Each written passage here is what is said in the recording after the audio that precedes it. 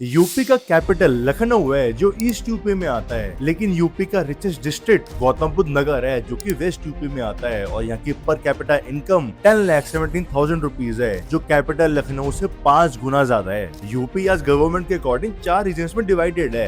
West UP यानी Paschimanchal, central UP यानी Madhyanchal, east UP यानी पूर्वांचल और बुंदेलखंड रीजन। और इनमें से 2 रीजन में बहुत ज्यादा डिस्पैरिटी है, ईस्ट यूपी और वेस्ट यूपी। किसी भी स्टेट की डेवलपमेंट को देखने के लिए हम उस स्टेट के डिस्ट्रिक्ट्स की पर कैपिटा डिस्ट्रिक्ट जीडीपी देखते हैं, और अगर यूपी के टॉप 10 डिस्ट्रिक्ट्स में जीडीपी देखो तो उसमें से 7 वेस्ट यूपी से आते हैं, 2 सेंट्रल यूपी से और एक बुंदेलखंड से, यानी ईस्ट यूपी का एक भी डिस्ट्रिक्ट नहीं है। और अगर बॉटम 10 डिस्ट्रिक्ट्स में जीडीपी देखो तो सारे के सारे ईस्ट यूपी के हैं। तो आखिर इतनी डिस्पैरिटी क्यों है? वेस्ट यूपी जाओ तो आईटी पार्क्स दिखते हैं, बड़े बड़ी कांच की बिल्डिंग्स मिलती है, मेट्रो की कनेक्टिविटी और एक्सप्रेसवेज का जाल है। लेकिन ईस्ट यूपी आते ही छोटे छोटे खेत दिखते हैं, कम पैसे वाली जॉब्स दिखती हैं और डेवलपमेंट के नाम पे कुछ भी नहीं दिखता। यानी जैसे एक ही स्टेट में 2 इकोनॉमीज चल रही हैं। सहारनपुर से इटावा तक वेस्ट यूपी में 28 डिस्ट्रिक्ट्स आते हैं, तो बहरेज से सोनभद्र तक ईस्ट यूपी में 30 डिस्ट्रिक्ट्स हैं। पॉपुलेशन भी सिमिलर सी है और लिटरेसी रेट्स में भी कोई खास डिफरेंस नहीं है, लेकिन डेवलपमेंट की रेस में दोनों अलग ही चल रहे हैं। और इस गैप के पीछे उत्तर प्रदेश की पॉलिसीज, ज्योग्राफी, इंफ्रास्ट्रक्चर और माइंडसेट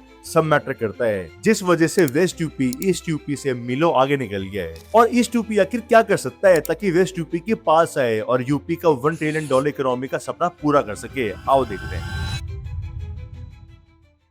इकोनॉमिक्स में कॉन्सेप्ट होता है नेबरहुड इफेक्ट, यानी आपके आसपास कैसा फिजिकल, सोशल और फाइनेंशियल एनवायरनमेंट है वो डिसाइड करता है कि आपकी एजुकेशन, इनकम और हेल्थ लेवल्स कैसे होंगे। और वेस्टर्न यूपी का पहला एडवांटेज यहीं से शुरू होता है। उसका डायरेक्ट कनेक्शन दिल्ली एनसीआर से है। जब दिल्ली में बाकी स्टेट से लोगों का माइग्रेशन काफी ज्यादा बढ़ गया था तो एनसीआर बनाने की बात हुई थी, यानी नेशनल कैपिटल रीजन, ताकि दिल्ली के आसपास के सैटेलाइट टाउन्स में भी लोग माइग्रेट करें और सारे माइग्रेंट्स डिस्ट्रीब्यूट हो जाएं ताकि दिल्ली में ओवरक्राउडिंग ना हो। इसके लिए एनसीआर बना, जिसमें national capital of Delhi, Haryana के 14 डिस्ट्रिक्ट्स, राजस्थान के 2 और यूपी के 8 डिस्ट्रिक्ट्स इंक्लूड हो गए हैं। यूपी के ये 8 डिस्ट्रिक्ट्स थे शामली, मुजफ्फरनगर, बागपत, मेरठ, गाजियाबाद, हापुड़, बुलंदशहर और गौतम बुद्ध नगर यानी नोएडा। और ये सारे के सारे वेस्ट यूपी में हैं। एनसीआर की जीडीपी 24.3 लाख करोड़ है, विच सिग्निफाइज कि यहाँ कैपिटल्स, जॉब, इन्वेस्टमेंट सब कुछ है। और वेस्टर्न यूपी के मेजर डिस्ट्रिक्ट्स इसी इकोसिस्टम का एक्सटेंशन बन चुके हैं। इसीलिए जब कोई कंपनी यूपी में अपनी फैक्ट्री या बिजनेस शुरू करने का डिसीजन लेती है तो वो देखती है कि उसे मार्केट कितनी इजीली मिलेगी, रॉ मटेरियल और सप्लाई चेन कितनी स्मूथ होगी, स्किल्ड वर्कफोर्स कितनी एक्सेसिबल है और गवर्नमेंट पॉलिसीज कितनी सपोर्टिव है। और एनसीआर ऑलरेडी ये सारी चीजें प्रोवाइड करता है, जिस वजह से कंपनीज को ऑन द ग्राउंड लेवल शुरू नहीं करना पड़ता, बल्कि वो सीधा इकोसिस्टम में आके जुड़ जाते हैं। इसी वजह से आज नोएडा इंडिया का one of the biggest IT और इलेक्ट्रॉनिक्स मैन्युफैक्चरिंग हब बन चुका है। यहाँ पर सिर्फ ऑफिस नहीं खुले हैं, बल्कि पूरे के पूरे आईटी क्लस्टर्स बन चुके हैं। सैमसंग का वर्ल्ड का सबसे बड़ा मैन्युफैक्चरिंग प्लांट नोएडा में लोकेटेड है। HCL, TCS, इन्फोसिस, ये सारे आईटी जायंट्स नोएडा में प्रेजेंट है और इनके आने से सिर्फ डायरेक्ट जॉब्स पे इफेक्ट नहीं पड़ता, जहां retail, logistics, real estate, services सब ग्रो करता है। सिर्फ इलेक्ट्रॉनिक्स मैन्युफैक्चरिंग में ही नोएडा और ग्रेटर नोएडा रीजन पूरे इंडिया का 72% शेयर कंट्रीब्यूट करता है, विच इज ह्यूज। मतलब नोएडा यानी गौतम बुद्ध नगर की पर कैपिटा इनकम लखनऊ, जो कि यूपी का कैपिटल है, उससे भी 5 गुना ज्यादा है। और प्रतापगढ़ जैसे डिस्ट्रिक्ट से 23 गुना और श्रावस्ती से 30 गुना ज्यादा है। नोएडा की पॉपुलेशन सिर्फ 20 लाख है, लेकिन जीडीपी $26 बिलियन, जिस वजह से वो यूपी की जीडीपी में 10% से ज्यादा कंट्रीब्यूट करता है। और इसी एनसीआर की ग्रोथ को देखते हुए यूपी गवर्नमेंट ने प्लान भी किया है कि लखनऊ के आसपास लखनऊ स्टेट कैपिटल रीजन बनाना है, ताकि लखनऊ के पास से शहरों को भी ग्रोथ मिले। अब यूपी की दूसरी साइड आ जाओ। ईस्टर्न यूपी ज्योग्राफिकली बिहार से कनेक्ट करता है, जहाँ पे वैसे भी कोई ग्रोथ ही नहीं है। यहाँ पे ऐसा कोई भी इकोनॉमिक क्लस्टर नहीं है जो कि ऑटोमेटिकली ग्रोथ को पुल करे। वाराणसी जैसी सिटीज कल्चर और टूरिज्म के लिए इंपॉर्टेंट है, लेकिन दिल्ली एनसीआर जैसे वो सोशल इकोनॉमिक पावर हाउस नहीं बन सकता। टूरिज्म सीजनल होता है और उसका इम्पैक्ट कुछ ही सेक्टर्स पे पड़ता है। वो एक continuous large scale industry growth नहीं ला पाते। वेस्टर्न यूपी एक ऑलरेडी रनिंग इंजन है, जबकि ईस्टर्न यूपी को सब कुछ from the ground level build करना पड़ता है, इंफ्रास्ट्रक्चर, इंडस्ट्री, इन्वेस्टमेंट सब कुछ। और ये डिफरेंस टाइम के साथ कंपाउंड होता जाता है। जब एक रीजन में पहले से कंपनीज आ रखी होती हैं तो इन्वेस्टर्स भी नेचुरली वहीं पे अट्रैक्ट होते हैं। इंफ्रास्ट्रक्चर इंप्रूव होता है क्योंकि डिमांड होती है, रियल एस्टेट प्राइसेस बढ़ते हैं क्योंकि वहां पे लोग रहना चाहते हैं। ये एक ऐसा लूप है जो कि ऑटोमेटिकली खुद ही चलता रहता है। आज वेस्ट यूपी की per capita income east UP से 76% ज्यादा है। अर्बनाइजेशन लेवल लगभग 3 गुना ज्यादा है। और फैक्ट्रीज की बात करें तो वेस्ट यूपी में ईस्ट यूपी से 7% फैक्ट्रीज ज्यादा हैं। अब अगला फैक्टर है इंफ्रास्ट्रक्चर और इंडस्ट्रियलाइजेशन। और वेस्टर्न यूपी यहाँ पे भी ईस्ट यूपी से काफी आगे है। यहाँ पे एक्सप्रेसवे का एक डेंस नेटवर्क बिल्ड हो चुका है। Yamuna expressway, Delhi Meerut expressway, Noida greater Noida expressway और आगरा लखनऊ एक्सप्रेसवे, इन सभी की प्रॉक्सिमिटी से इस रीजन को एक हाई स्पीड कनेक्टिविटी मिलती है, जहाँ पे लॉजिस्टिक कॉस्ट काफी कम हो जाती है। अगर ये फैक्ट्री नोएडा या गाजियाबाद में गुड्स को प्रोड्यूस करती है तो वो कुछ ही घंटों में दिल्ली में अपना सामान पहुंचा सकती है। इंडिया में लॉजिस्टिक्स कॉस्ट 2023-24 के हिसाब से जीडीपी का ऑलमोस्ट 8% है और बेटर रोड कनेक्टिविटी इसे सिग्निफिकेंटली रिड्यूस करती है। लॉजिस्टिक्स में असली पैसा टाइम ही होता है। थोड़ा सा डिले हुआ और आपकी कॉस्ट बढ़ जाती है, और अगर स्मूथ डिलीवरी हुई तो आपको प्रॉफिट बढ़ जाता है। इसीलिए ऐसे एक्सप्रेसवेज का जाल बनना कंपनीज के लिए बहुत बेनिफिशियल है। इस नेटवर्क को और पावरफुल बनाएगा अपकमिंग जेवर एयरपोर्ट, जो कि इंडिया का सबसे बड़ा एयरपोर्ट बन रहा है। 11,800 एकड़ में बनने वाला ये एयरपोर्ट दिल्ली एयरपोर्ट के बाद इस रीजन को ग्लोबल कनेक्टिविटी देगा, जिस वजह से इंटरनेशनल इन्वेस्टर्स वो भी अट्रैक्ट होंगे। अब अगर ईस्टर्न यूपी को देखो तो यहाँ पे डेवलपमेंट तो हुई है, लेकिन काफी स्लो पेस पर। पूर्वांचल एक्सप्रेसवे बन गया है और वो बहुत ही इंपॉर्टेंट प्रोजेक्ट है, लेकिन वो एक सिंगल कॉरिडोर की तरह हेड करता है, वो इंटरकनेक्टेड नेटवर्क नहीं है। एयरपोर्ट्स लिमिटेड हैं और लॉजिस्टिक सिस्टम्स उतने डेंस नहीं है, यानी बिजनेसेस को यहाँ पे ऑपरेट करना महंगा पड़ता है और एफिशिएंसी भी काफी कम है।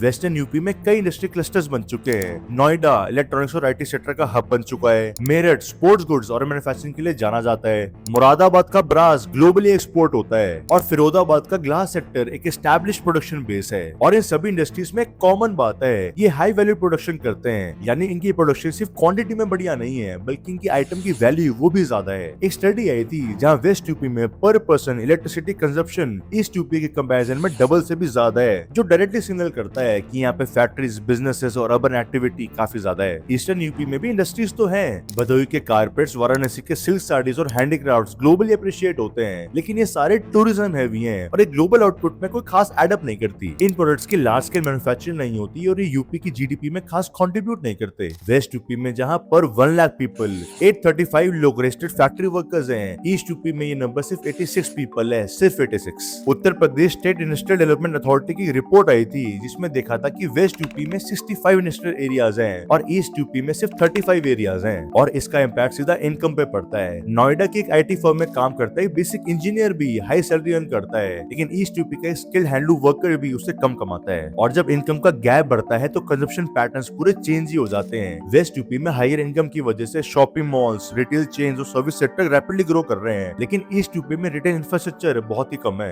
अब इन दोनों एरियाज के डिफरेंस की सबसे डीप लेयर यहीं से शुरू होती है, और ये लेयर है एग्रीकल्चर, ह्यूमन कैपिटल और माइंडसेट की। उत्तर प्रदेश इंडिया का एग्रीकल्चर जायंट है। पूरे इंडिया की 32% व्हीट और 49% शुगर केन यहीं से प्रोड्यूस होती है, जिस वजह से इसे sugarcane bowl of India भी कहते हैं। और इसमें भी वेस्ट और ईस्ट यूपी का डिफरेंस काफी ज्यादा है। वेस्ट यूपी में ईस्ट यूपी से 20% लैंड ज्यादा इरिगेटेड है। हर हेक्टेयर पे फूड ग्रेन्स की प्रोडक्शन 24% ज्यादा है, पोटैटोस 48% ज्यादा और ऑयल सीड 76% ज्यादा प्रोड्यूस होते हैं। और इस गैप के पीछे सबसे बड़े रीजन है इरिगेशन और मैकेनाइजेशन।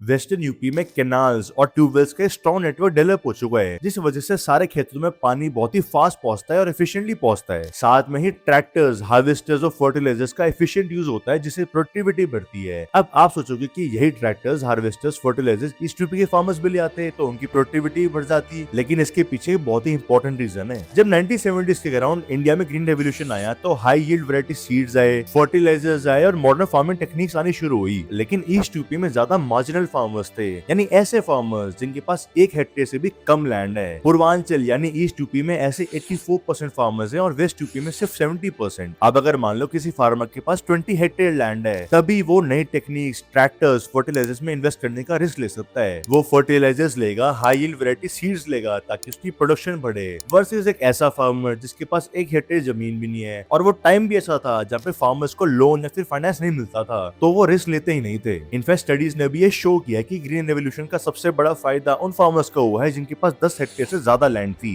और उसमें भी ग्रीन रेवोल्यूशन का सबसे ज्यादा फायदा पंजाब, हरियाणा और वेस्ट यूपी को ही मिला था due to the geographical reasons. तो अर्ली स्टेजेस में वेस्ट यूपी ने बूस्ट ले लिया था, जबकि ईस्ट यूपी के फार्मर्स आज भी ग्राउंड वाटर और बारिश पर निर्भर हैं। आज वेस्ट यूपी में ऑलमोस्ट 90% लैंड इरिगेटेड हो गई है, लेकिन ईस्ट यूपी में नंबर सिर्फ 77% है। और इस सबसे मोस्ट इंपॉर्टेंटली ईस्ट यूपी का ह्यूमन कैपिटल वो खराब होता है। जो काम एक वेस्ट यूपी के खेत में टेक्नोलॉजी और ट्रैक्टर से एक वर्कर के थ्रू कुछ घंटे में हो जाता है। वही सेम काम ईस्ट यूपी के खेत में 5-5 वर्कर करते हैं, वो भी पूरा दिन लगा के। यानी जो बाकी 4 वर्कर एक्स्ट्रा लगे हुए हैं उनकी इनकम भी खराब हो रही है, जो और जॉब करके वो कमा लेते हैं। और यहीं से आता है नेक्स्ट फैक्टर, ह्यूमन कैपिटल और माइंडसेट।